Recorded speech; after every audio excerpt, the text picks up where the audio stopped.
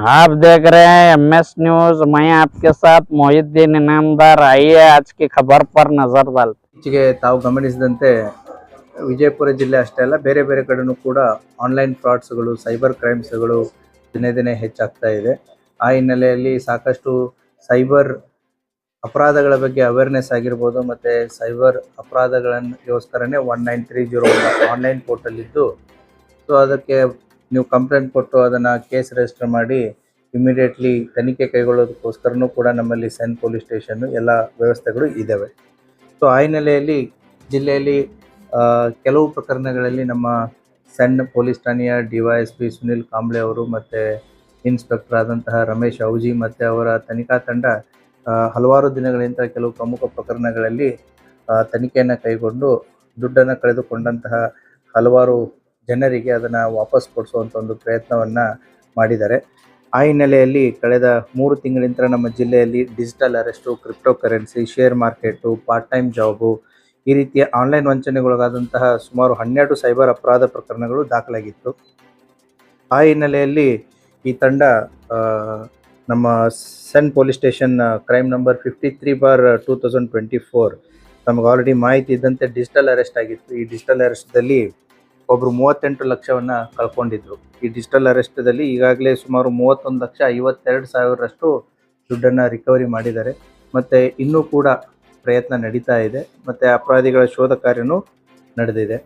ಅದೇ ರೀತಿ ಸಣ್ಣ ಪೊಲೀಸ್ ಠಾಣೆ ಕ್ರೈಮ್ ನಂಬರ್ 38/24 ಈ ತಾಳಿಕೋಟೆ ಪಟ್ಟಣದಲ್ಲಿ ಆದಂತಹ ಅಪರಾಧ. ಇವರು ಕ್ಯಾಪಿಟಲೆಕ್ಸ್ ಎಂಬ ಟ್ರೇಡಿಂಗ್ ಅಪ್ಲಿಕೇಶನ್ಸ್ದಲ್ಲಿ ದುಡ್ಡು ಹಾಕಿ ಅದನ್ನು ಬಿಟ್ಕಾಯಿನು, ಶೇರ್ ಮಾರ್ಕೆಟು, ಡಾಲರ್ಸು ಅನ್ನುವಂಥ ಒಂದು ಆಸೆಯನ್ನು ತೋರಿಸಿ ಅವರು ಸುಮಾರು 87 ಲಕ್ಷ ಹಣವನ್ನು ಇನ್ವೆಸ್ಟ್ ಮಾಡಿದರು. 30% ನಾವು ಪ್ರಾಫಿಟನ್ನು ಕೊಡ್ತೀವಿ ಅಂತಂತೇಳಿ. ಆ ಕೇಸಲ್ಲಿ ಈಗಾಗಲೇ 68,25,000ರಷ್ಟು ಹಣವನ್ನು ರಿಕವರಿ ಮಾಡಿದ್ದಾರೆ. ಇನ್ನೂ ಕೂಡ ಪ್ರಕರಣದ ತನಿಖೆ ಮುಂದುವರಿತಾ ಇದೆ.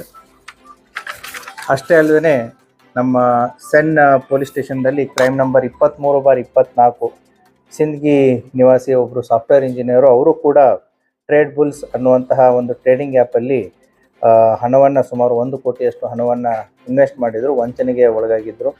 ಆ ಪ್ರಕರಣದಲ್ಲಿಯೂ ಕೂಡ ಸುಮಾರು 10 ಲಕ್ಷದಷ್ಟು ಹಣವನ್ನು ಈಗ ರಿಕವರಿ ಮಾಡಿ ಇನ್ನೂ ಕೂಡ ಪ್ರಕರಣ ತನಿಖೆ ಮುಂದುವರಿತಾ ಇದೆ. ಇನ್ನೊಂದು ಅಪರಾಧ ಪ್ರಕರಣ ವಿಜಯಪುರ ನಗರದ ನಿಖಿಲ್ ಶಿವಾನಂದ್ ಮೋಜಿ ಅನ್ನೋರು ದ ಆಪ್ಟಾ ಟ್ರೇಡಿಂಗ್ ಆ್ಯಪ್ ಅನ್ನೋದರಲ್ಲಿ ಟ್ರೇಡಿಂಗ್ ಅಪ್ಲಿಕೇಶನ್ದಲ್ಲಿ ಸೇಮ್ ಅದೇ ಮಾಡಸ್ ಆಪರೆಂಡಿ US ಡಾಲರಲ್ಲಿ ಕನ್ವರ್ಟ್ ಮಾಡುತ್ತೆ, ಬಿಟ್ಕಾಯಿನು, ಆಯಿಲ್ ಇಂಡಸ್ಟ್ರಿಯಲ್ಲಿ ಇನ್ವೆಸ್ಟ್ಮೆಂಟ್ ಮಾಡುತ್ತೆ, ನಿಮಗೆ 4% ಲಾಭಾಂಶವನ್ನು ನಾವು ಇಮಿಡಿಯೇಟ್ಲಿ ಕೊಡ್ತೀವಿ ಅಂತಂತೇಳಿ ಇವರು ಕೂಡ ಮೋಸಕ್ಕೆ ಒಳಗಾಗಿ ಸುಮಾರು 2 ಕೋಟಿ ಇನ್ವೆಸ್ಟ್ಮೆಂಟ್ ಮಾಡಿರ್ತಾರೆ. ಅದರಲ್ಲಿ ಸುಮಾರು ಈಗ ಆ್ಯಸ್ ಆಫ್ ನೋ 38 ಲಕ್ಷ ಅಮೌಂಟನ್ನು ರಿಕವರಿ ಮಾಡಿ ಅವರಿಗೆ ಇದನ್ನು ಮಾಡಲಾಗಿದೆ. ಮತ್ತು ಇದೇ ರೀತಿ ಸೆನ್ ಪೊಲೀಸ್ ಠಾಣೆಯಲ್ಲಿ ಕೂಡ ಇತರ 4 ಪ್ರಮುಖ ಆನ್ಲೈನ್ ವಂಚನೆ ಪ್ರಕರಣಗಳಾಗಿತ್ತು.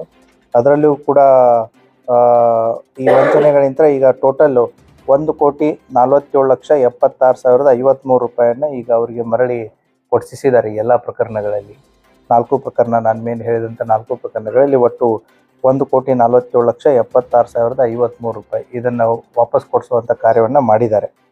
ಅದೇ ರೀತಿ ಜಿಲ್ಲೆಯಾದ್ಯಂತ ಹಲವಾರು ಮೊಬೈಲ್ ಕಳ್ಳತನ, ಮೊಬೈಲ್ ಮಿಸ್ಸಿಂಗ್ ಇವೆಲ್ಲ ಕಂಪ್ಲೇಂಟ್ ಆಗಿರ್ತವೆ.